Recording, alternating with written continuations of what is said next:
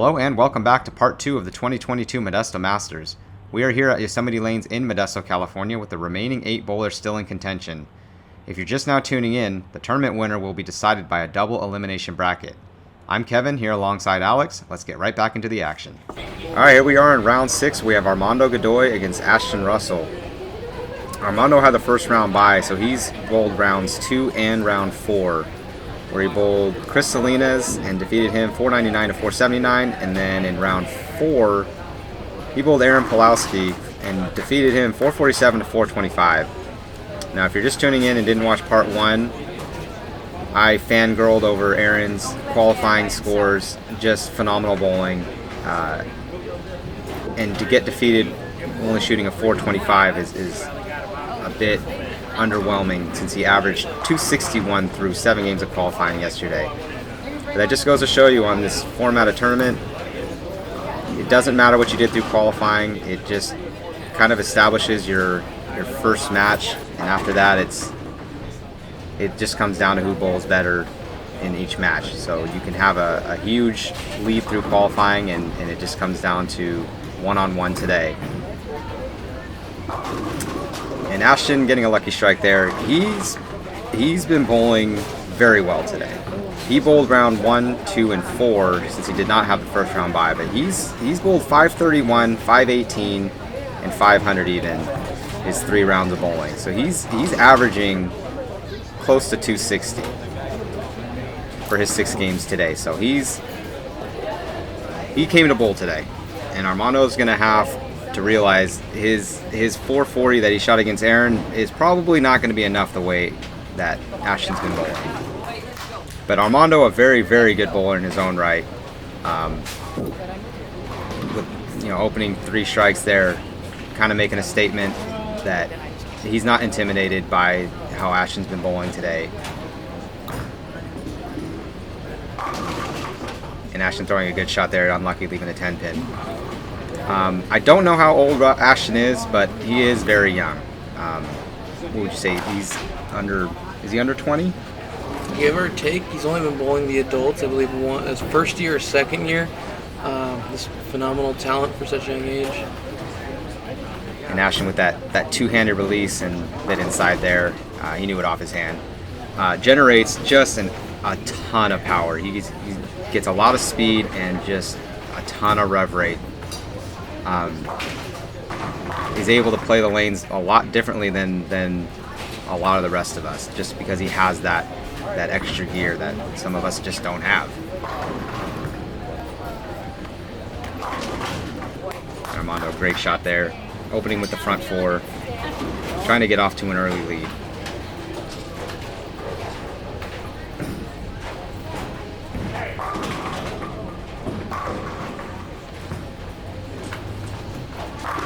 And another great shot there. Now, if you didn't tune into to part 1, we had mentioned it a few times that there has never been a repeat winner in the Modesto Masters for the 25 years that the tournament's been around. At the start of today, there were 3 bowlers in contention. There was Mark Del Cerro Jr., Carly Medina, and Will Garber, all with a chance at getting that repeat win.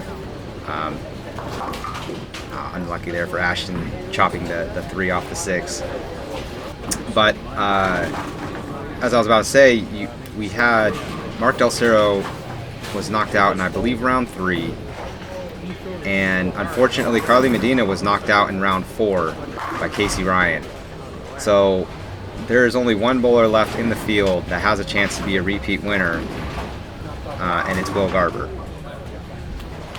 And if you didn't tune into part 1, I'm going to give you a bit of a spoiler. Will lost his first match in round 4. So he's in the loser's bracket now. So he's going to have to go perfect from here on out if he wants to have a chance at being the first repeat winner in the tournament's 25-year history. And as I've been blabbing on and on about nonsense, he had Armando with the front 6.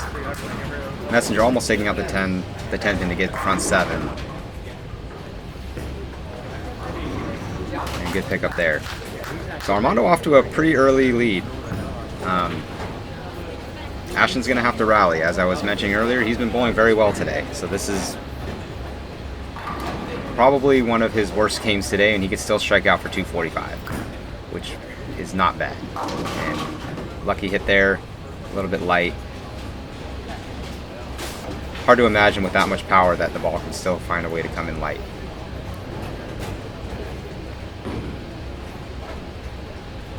Now, Alex, I'm going to ask you just about every game. Do you know what they're throwing?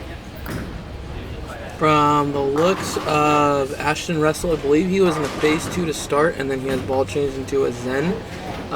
With Armando, Kevin and I actually bowled juniors with him, so I have a little bit more of a rapport with Armando. Talking with him, he threw a dark code in this match.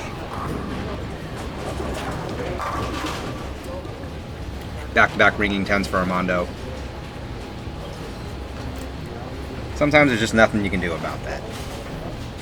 After going front 6, didn't look like he made any kind of adjustment. Not that you would with the front 6, but then, you know, leaving back-to-back 10 pins.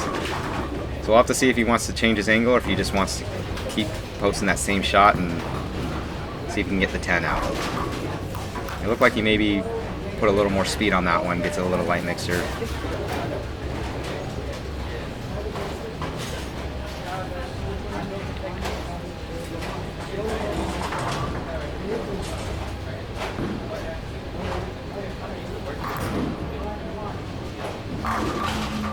Ashton, great shot.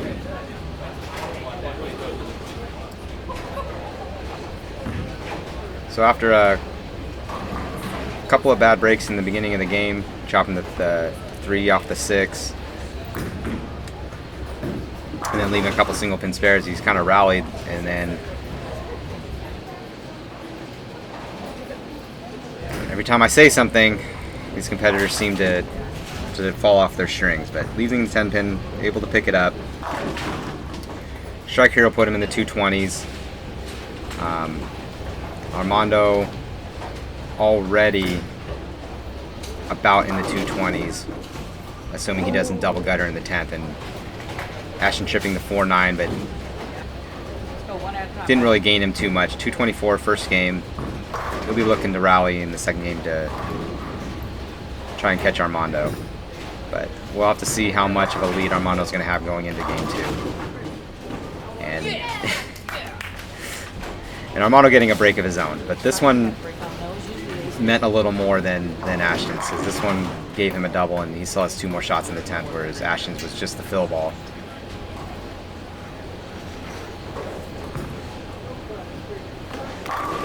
Great shot there. Looked like he might have slowed it down just a little bit, give the ball a chance to read.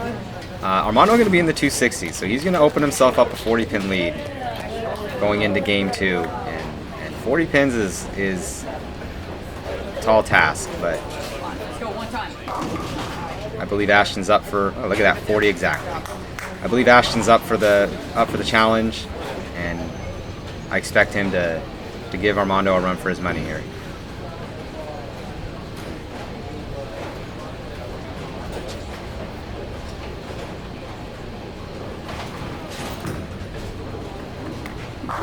Yeah, that's a great shot. Maybe one of the better ones he's thrown in this match so far. So hopefully he can use that as a little bit of confidence and try and string a bunch early and put pressure on Armando.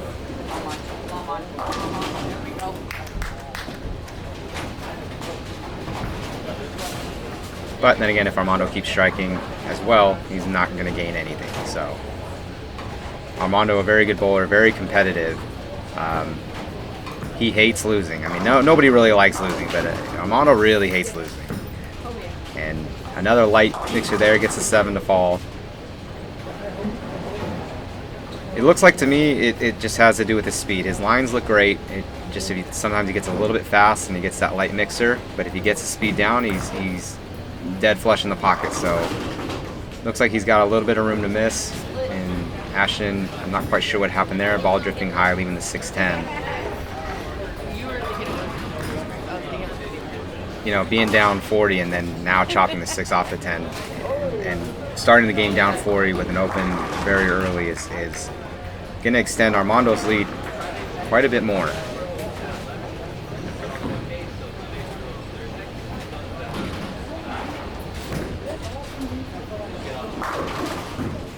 good shot there. Do you remember what's been happening on the right lane with Ashton? Was that he's been pretty solid, right? Well, actually watching both bowlers more and more, Armando seems to be a little bit more consistent. I would be bold to say it's more of right now Armando's ball motion. The ball just seems to be like rolling a little more forward as it's getting through the pins. Ashton just a little erratic, little left, a little right. I think Ashton's ball motion looks pretty good. He's definitely got to be a little bit more consistent on his shots. But right now, advantage would be Ashton if he can put a couple things together. Also to note, both of these bowlers have came up through the junior ranks. Ashton out of Oakdale, California, bowled at McHenry, Manteca, a little bit of Yosemite, bowled all over the place, and much better shot there from Ashton. Again, he came up to the junior ranks, where Armando out of Pacific Avenue Bowl in Stockton, he also, in a sense, got the ability to learn more about bowling, and you can see, in a sense, in their styles and consistencies, in a sense. So where Armando, having more experience also bowling collegiately, has that advantage of being more consistent with the shots, where, again, Ashton just being year 1 or 2 of his adult season, he definitely is going to be improving year by year. Yeah, and it's interesting that you bring up their difference in styles. You can see Armando playing, much smoother, getting the ball to roll, letting the ball do the work, whereas Ashton just looks like he's just trying to force everything. He's really muscling it and just generating raw power and trying to use that to his advantage. And Armando coming in light on 3 of those 4 strikes. The 4th frame was a good shot. It was right there in the pocket, but 1, 2, 3, and 5 all coming in light. And that was a good shot too. So that's 2 in a row on 25 that he had a good hit right in the pocket. We'll have to keep an eye on what he does on 26, because that light hit can easily turn into a split, and a couple of those could let Ashton come right back in this match. But Ashton's going to need a lot of strikes, and he's kind of lost the pocket here. That's a couple, let's see, 3 in the last 6 that have gone high. So we'll have to see what he's going to do here. He's down a lot, and he doesn't have a whole lot of frames left, but this is the winner's bracket, so either competitor who loses this match, they're still going to be in the tournament, just in the loser's bracket. And again, another one that leaks high. And he looked a little confused. It looked like he liked the shot off his hand. And another missed spare. So, being early in this match, it's hard to say that he's out of it, but with a max score of 435 and Armando already at 403 on a strike with 4 frames to go, mathematically it's not looking too good for Ashton. And Armando finding the pocket there, getting the ball to read a little bit stronger, not coming in light but leaving the 10 pin. All he has to do at this point is just fill frames. And put yourself in Armando's shoes. Would you, knowing you're most likely going to win the match, would you look for another line? Or would you just keep posting the same shot and just finish out the game? Yeah, I would either try probably maybe different hand positions instead of a line, just so you see the ball just kind of rolling forward, maybe trick maybe trick it a little bit. Maybe even a ball change, something that might shape up a little bit better. It looks like Ashton made a ball change as well. Yeah, it's still coming in a little bit light though. I'm sorry, high, a little bit high, leaving the 4 pin. And yeah, so I mean, if I were to put myself in Armando's shoes, and don't get me wrong, Armando's a better bowler than I am, so whatever he's doing is probably the right thing. But if I had such a big lead and I already knew the match was just about over with a few frames left to go, I would probably make a ball change and just look for another option, because you never know in the next match you're going to be on a different pair. The line you're throwing may not work. And so having that extra option in your back pocket could be the difference, of finding a shot 1 or 2 frames sooner than you normally would have. And in a 2-game match, 1 or 2 frames can be a big difference in the end. Probably in this 10th frame, I expect Armando to do something a little bit different. Just as, as Kevin was mentioning, you do want to try, because you are moving on to the tournament, so you got to be ready for anything. And it looked like on that one, maybe he didn't like it, but I like what he did there. He slowed it down, got it a little bit out a little bit earlier, which got the ball to reach stronger in the end. And on that right lane, he's been struggling coming in light. So maybe unintentional, but I kind of liked what I saw there. And Ashton, realizing the match is over, he's just going to finish up the 10th frame and move on to round 7. Armando is going to win this match. He's going to move on to round 8. Also going back to the quick ball change from Ashton, he changed to a motive Rogue Blade, red motive ball. Just something to see. Again, this tournament's still going, so he too has to make a move and maybe have a better ball option for his next match. And you can tell right there with Armando's, body English, he's feeling he's getting a little bit of over-under.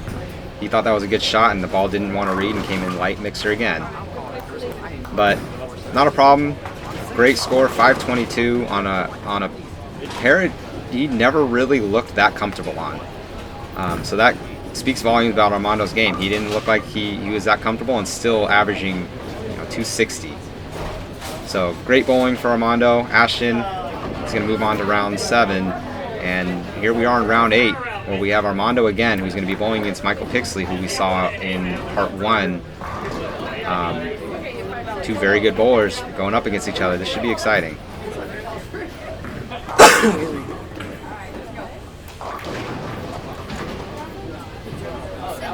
Opening shot for Armando coming in a little bit light, leaving the 7. Ooh, that was close.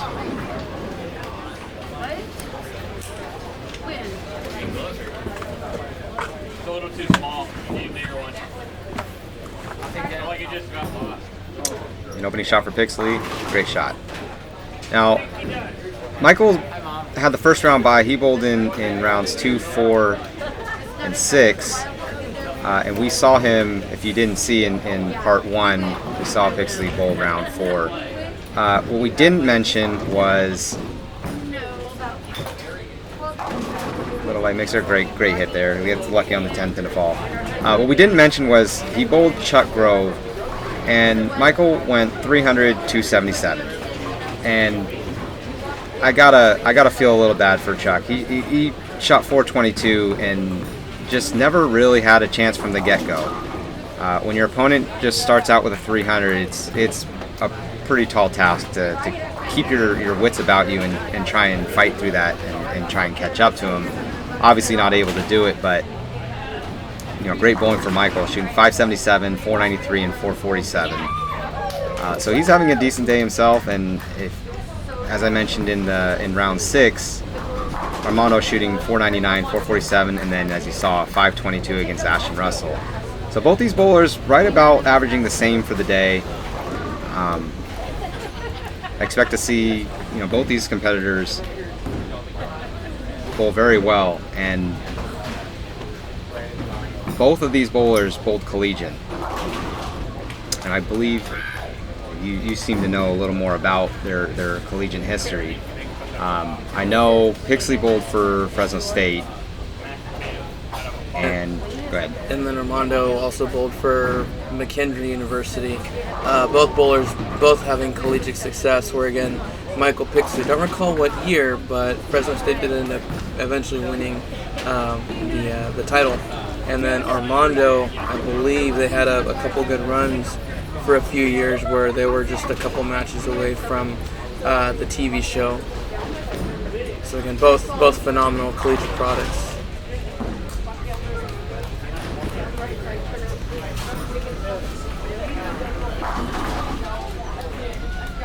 Armando kind of dialing in that shot a little bit.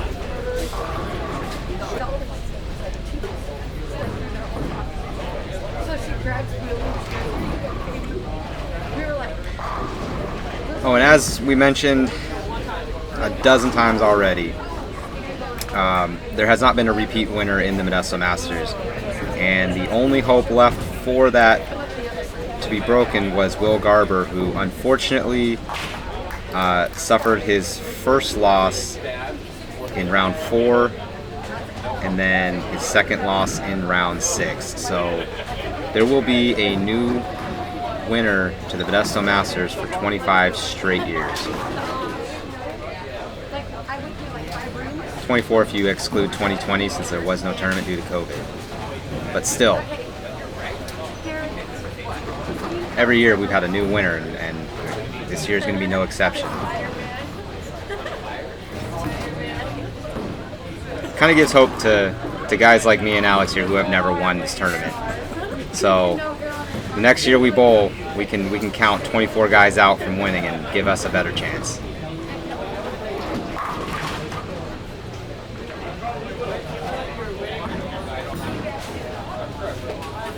And Armando with a great shot there. It looks like his look on this pair is a lot better than he had in round 6.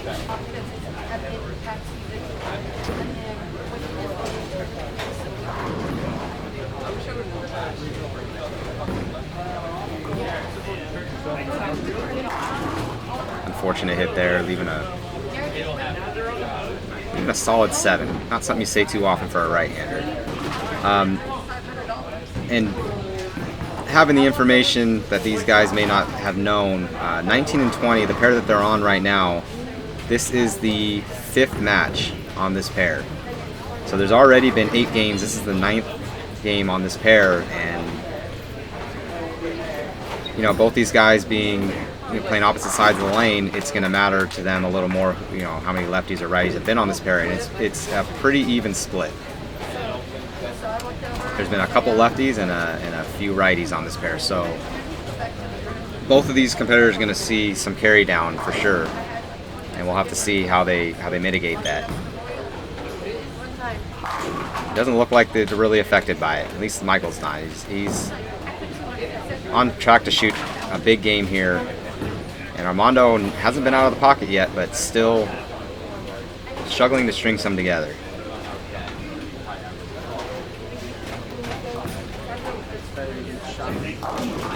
A little light there, just leaving the 2-pin. Fortunate to not leave a split. That kind of hit is very common to leave a 210.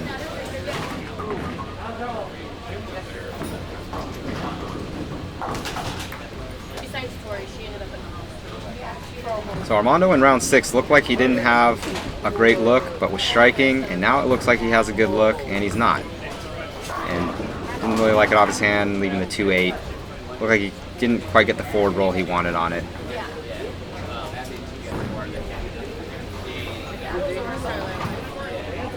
But as I mentioned, Michael in round 2 shooting 577. If he gets on a run, it's pretty tough to stop him. He has such a simplified game that once he gets lined up, he can just repeat shots like as well as anybody else. And that one drifting a little high, leaving it, chipping the 8-pin. It's going to extend his lead to a pretty big amount by the end of this game, by the looks of it. Great shot there. So Michael already in the 260s. With a strike here, we'll put him in the 270s. Armando needs to strike out for 215. And as I've said a bunch already, if you get down early, it's only a 2-game match. It's very hard to overcome, especially when you're bowling someone like Michael Pixley. And leaving a 6-pin there, it's going to put him in the 260s. If Armando strikes out, it'll give him a 53-pin lead at minimum, which is going to force Armando, really, if he wants to have any chance to shoot, he's going to have to shoot a very big game in the second game.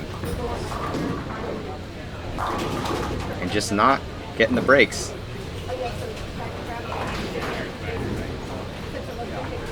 Composing himself very well. I got to imagine in his head he's getting very frustrated, but good on him for keeping a level head and focusing on the next shot.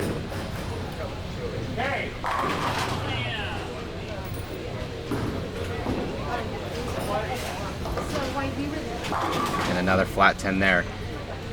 And this, we mentioned in round 6 when Armando had such a big lead with 4 or 5 frames left to go, I noted it's an opportunity for him to try and look for a new shot just in case.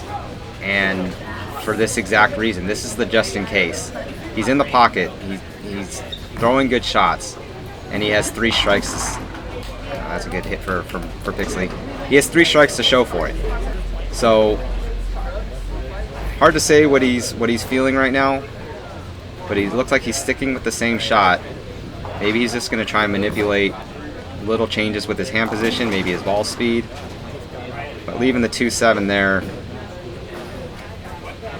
I'm not sure what he's trying to accomplish, but I feel like he needs to make a big move at this point. I mean, how do you feel about that? Like, I feel like for me, if you're just leaving the 10 pin, you can make a little move. But when you're leaving everything, me personally, I just say, the heck with it. I'm going to get out of this ball or get out of this line and find something completely different. Correct. Yeah, again, another light hit from Armando. I would either parallel my moves a little bit more, maybe go into a ball that's going to pick up. Again, Armando in a Storm Dark Code, that ball's a little too clean, even with the friction factor at Yosemite Lanes. You'd expect for Armando to probably go into either a Phase 2 or a Nova, something that's going to pick up the mids a little bit better, still get him in the pocket, and still, of course, get through the pins pretty good. Dark Code just falling a little bit short of that. Whereas Michael Pixley is in his Web Tour, just his touch, his ball speed, his angles at the moment, everything's looking pretty good. And as Kevin mentioned too, Armando's composure, that's again something that they'll help you and teach you in college. Again, Michael Pixley bowling out of Fresno State, leaving a Rap 7. Michael Pixley, in a sense, they had a improbable run to the championship, and all sorts of mental wit and physical abilities had to be at the helm. And Armando, now with the ball change here, as mentioned, will go for his next shot. Yeah, great analysis there. And both, like you said, both these guys having collegiate experience, they're used to bowling on very tough shots, and they're used to being in adverse situations where, you know, they could be very far down in a match, and in collegiate bowling, a lot of times it's Baker format, so they have to sit there and on the bench and only get a couple shots a game, and when it's their turn, they have to post their shot. And Armando, unfortunately, leaving the split there and trailing in this match just that much more. You have to accept the bad breaks because you're not bowling as many frames sometimes, and so when you get those bad breaks, you have to be able to keep your team pumped up too. You can't show that aggravation, that frustration, because it can bring your team down, and that carries over to tournament bowling like this, where it's just you against one other guy. Keeping your level head won't give your opponent any extra advantage. And when you're bowling at someone like Michael Pixley, if he sees you getting frustrated, it's just fuel to the fire. He's just gonna eat that up, and it's gonna make him want to strike even more.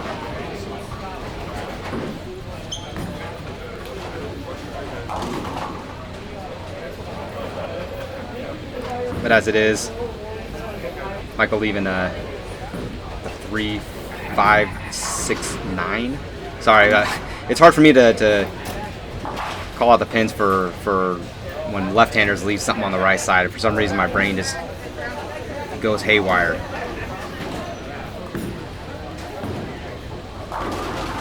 Armando with like Alex mentioned, made a ball change in the 3rd frame. He got the first hit, and then it looks like he's just kind of got the same problems he had with the Dark Code. He's leaving a ring 10 there.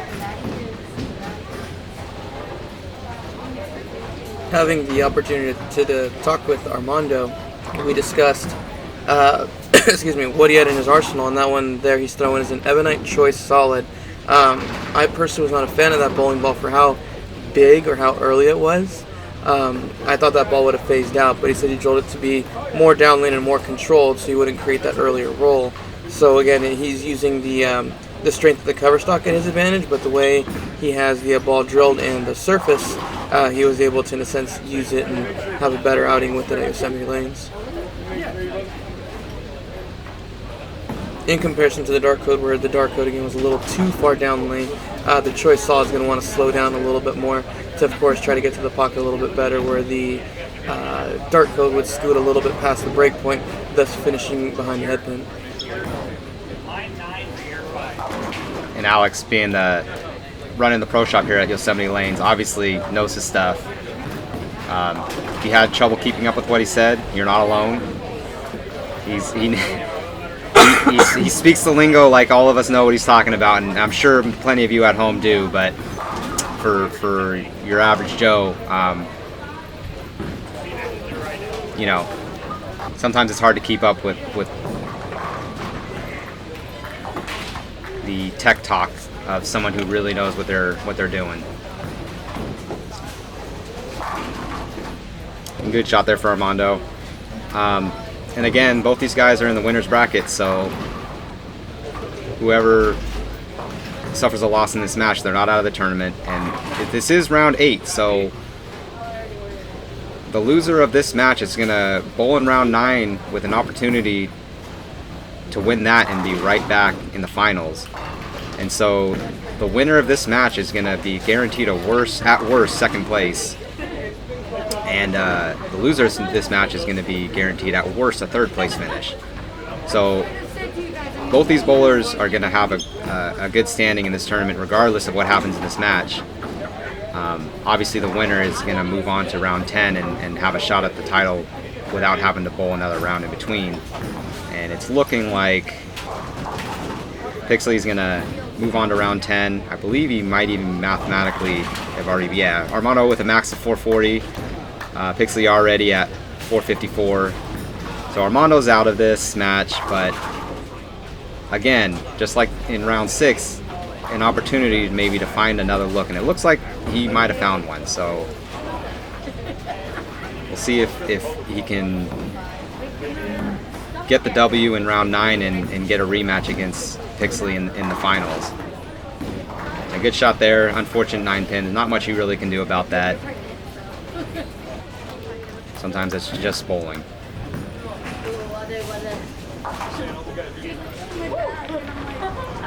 But Armando going to finish up here.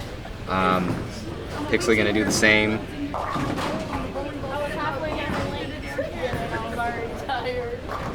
Yeah, good shot there.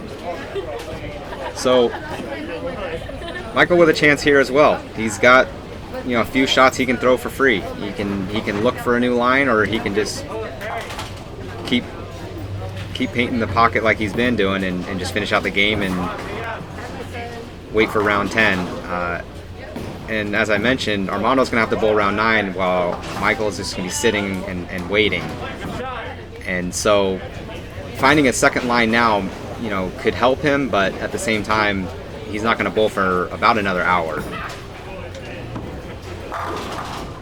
And doesn't look like he has any interest in finding another line. He's just going to keep the one he's got, finish out the game.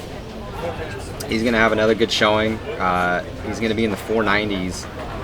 Armando with 419. Not his best, but he's not out of it. He still has round 9. And that's going to do it for part 2. We'll see you back in part 3, where we are going to have round 9 and round 10, which is potentially the final round. As a double elimination tournament, Michael Pixley being in round 10 undefeated. Whoever he bowls against is going to have to beat him twice. So we'll see you back in part 3.